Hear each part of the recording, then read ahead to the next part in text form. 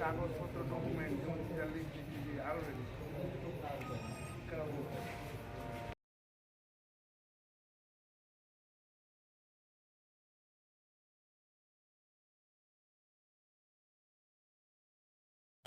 আজকে সন্ধ্যা 7টার সময় আমাদের রেগুলার নাকা চেকিংয়ের সময় উষাবাজার ছিনাইহানিতে আমাদের নাকা চেকিং চলছিল। এয়ারপোর্ট পিএস স্টাফস, সিএপিএফ এবং টিএসআর সহ।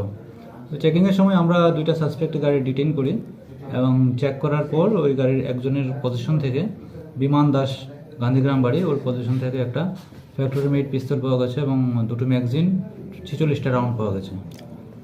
বাড়ি কোথায় আসামির? ওর বাড়ি গান্ধীগ্রাম। গান্ধীগ্রামে। পূর্বে কি এয়ারপোর্ট থানায় বা কোনো থানায় ওর নামে কিছু কেস লিপিবদ্ধ ছিল? কয়েক মাস আগে ওয়েস্ট আগরতলা পিএসএ তার আগেনস্টে একটা আর্মস ফ্যাক্টরির কেস ছিল, সে ওই কেস থেকে অ্যাবসকন্ডিং ছিল। আজকে তাকে আবার আরেকটা পিস্তল সহ ডিটেইন করা হয়েছে।